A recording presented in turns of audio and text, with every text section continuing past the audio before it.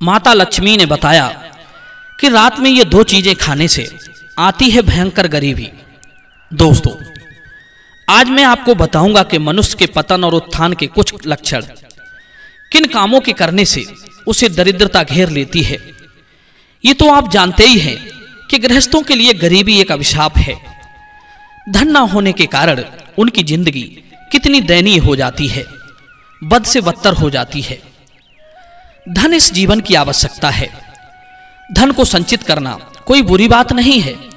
धन हर मनुष्य को जोड़कर रखना चाहिए। बुरे वक्त में धन आपको सहारा देता है, आपको हिम्मत देता है, गिरकर एक बार फिर संभलने को प्रेरित करता है। अब सवाल यह है कि मनुष्य धनहीन होता कैसे है। तो दोस्तों, बने रहिए इस वीडियो में वीडियो की समाप्ति तक।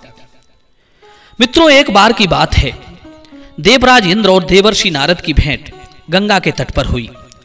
वहां दोनों ने गंगा स्नान किया और एक बालू के ढेर पर बैठकर दोनों लोग आपस में कुछ धर्म चर्चा करने लगे।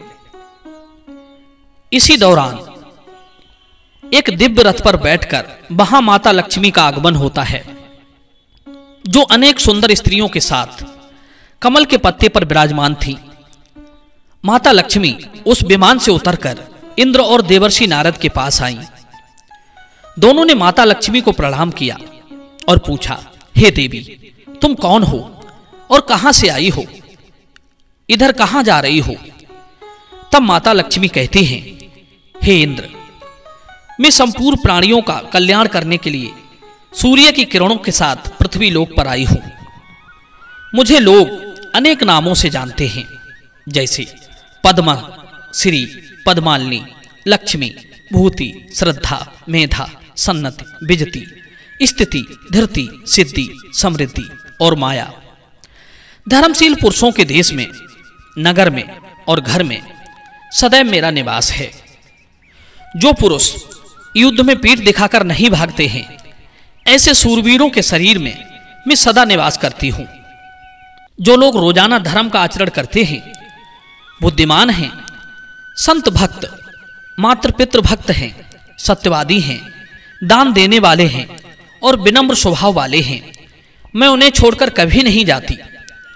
जहां सत्य और धर्म है, वहीं मैं निवास करती हूं। अब से कुछ समय पहले मैं सत्य धर्म से बंधकर असुरों में रहती थी, जब प्रहलाद, ब्रह्मचर्य और असुरराज बलि का शासन था। उनके जाने के बाद दैत्य लोग फिर से अधर्म पर उतर आए हैं। जब धर्म से जुड़े थे तो मैंने उन्हें स्वर्ग की गद्दी पर बैठाया, किंतु अब वे सब धर्म के विपरीत चलने लगे हैं। इसलिए मैं उन्हें छोड़कर आपके पास रहने के विचार से आई हूं। इंद्र ने पूछा, हे देवी, दैत्यों का आचरण पहले कैसा था और अब कैसा है, जो तुम्हें उनको छोड़ना पड़ा? कृपया विस्तार से बताइए। तब माता लक्ष्मी कहती हैं, हे देवेंद्र, जो लोग अपने धर्म का पालन करते हैं और धैर्य से कभी विचलित नहीं होते, ऐसे प्राणियों के भीतर मैं सदैव निवास करती हूं। पहले दैत्यों की रुचि दान, यज्ञ और अध्ययन में हुआ करती थी। पहले वे अच्छे संस्कार के साथ देवता, पितर, गुरु और अतिथियों की पूजा करते थे। उनमें सदा सत्य बोलने की आदत थी। वे अपना घर द्वार हमेशा झाड़ बहार कर साफ सुथरा रखते थे। वे प्रतिदिन वैदिक मंत्रों के साथ अग्नि में आहुति देते थे। गुरुजनों और माता पिता के प्रति आदर का भाव रखते थे। अपनी स्त्री और बच्चों का धर्म के साथ पालन पोषण करते थे। पहले उनमें श्रद्धा थी, भक्ति थी और परोपकार की भावना थी। क्रोध नहीं करते थे। दीनहीनों को धन देकर उनकी सहायता करते थे। किसी की चुगली या निंदा नहीं करते थे। अपने से किसी को अधिक संपन्न देखकर ईर्ष्या नहीं करते थे।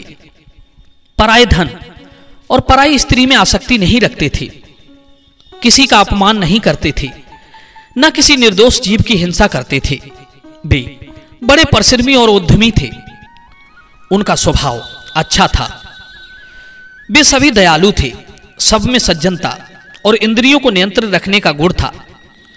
पहले वे सब उपकार को मानने वाले थे और मधुर वचन बोलने वाले थे। वे सबका समुचित रूप से सम्मान करते थे। जरूरतमंदों को धन देते थे लज्जा रखते थे, व्रत और नियमों का पालन करते थे, उपवास भी रखते थे और तप साधना भी करते थे। सबके विश्वास पात्र भी बनकर रहते थे। प्रतिदिन सूर्योदय से पहले जागते थे। रात में कभी दही और सत्तू नहीं खाते थे, क्योंकि रात में ऐसे भोजन करने से लक्ष्मी छीड़ होती है। प्रातः काल में घी और दूसरी मांगलिक वस्तुओं का दर्शन करते थे। साधु संतों और ब्राह्मणों की पूजा करते थे। सदा धर्म चर्चा में लगे रहते थे और बुरे कामों से दूर रहते थे। रात के आधे भाग में ही सोते थे। दिन में तो वे कभी सोने का नाम भी नहीं लेते थे। आलस उनके आसपास भी नहीं भटकता था।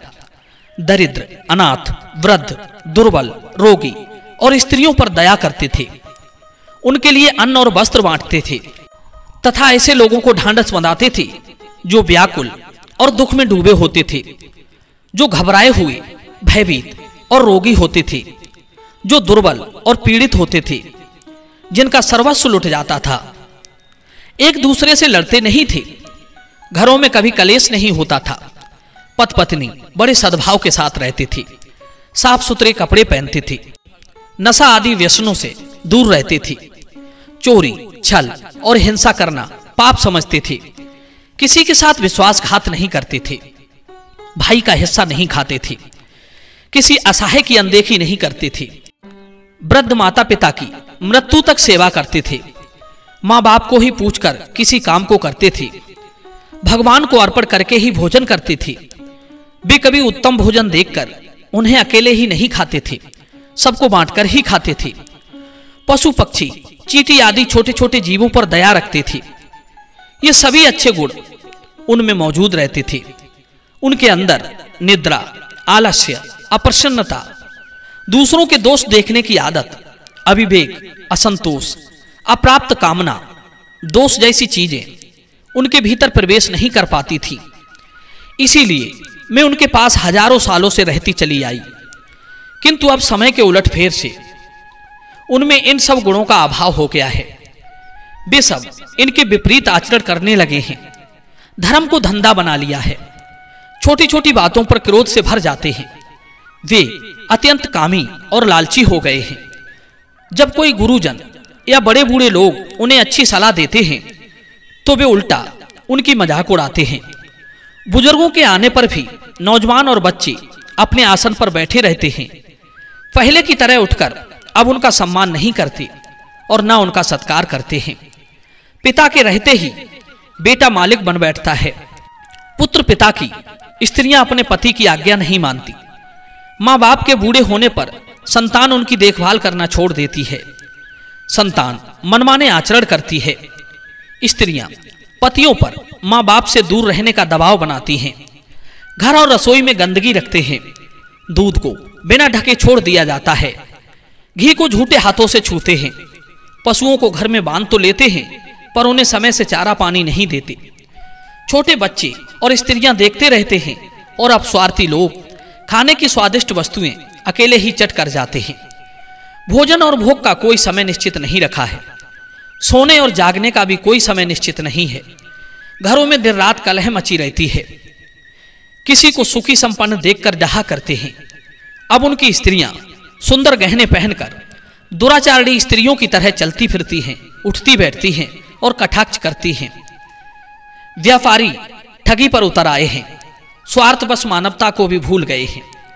गुरु शिष्यों की, पुरुष स्त्रियों की आज्ञा पर चलते हैं।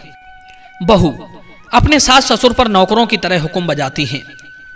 जिन्हें हितैषी और मित्र समझते हैं वही लोग अब अपने संबंधियों के धन को आग लगाते हैं। सबके सब एहसान फरामोश, नास्तिक, पापाचारी और परस्त्रीगामी हो चले हैं। जो चीज नहीं खानी चाहिए वो भी खाते हैं।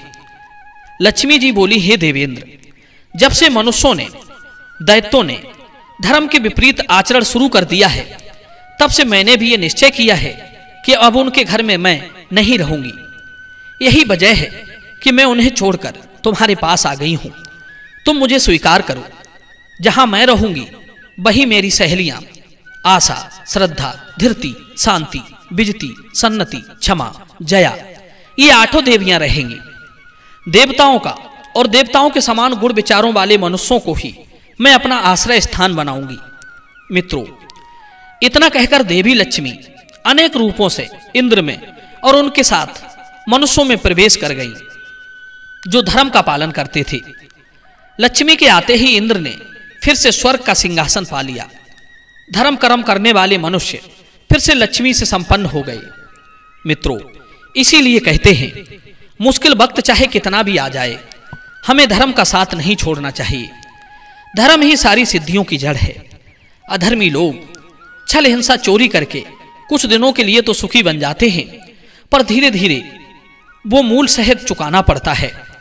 लक्ष्मी सदा अपने पास रखना चाहते हो तो उन कामों को त्याग दो जो नीति विरुद्ध है, धर्म विरुद्ध है, जो नियम संयम से रहित है। जो धन धर्म की हानि करके प्राप्त हो, शत्रु की शरण में जाने पर प्राप्त हो, जिस धन में जान जाने का अंदेशा हो, तो ऐसे धन में मन नहीं लगाना चाहिए। सत्कर्म से कमाया गया धन जीवन भर सुख देता है और आपकी संतान को भी बुरे रास्ते पर नहीं जाने देता है। दोस्तों, मैं उम्मीद करता हूं कि ये विचार आपको जरूर पसंद आए होंगे। तो चलिए मिलते हैं अगली कहानी में एक नई चर्चा के साथ। आप सभी का बहुत बहुत धन्यवाद। जय श्री कृष्ण।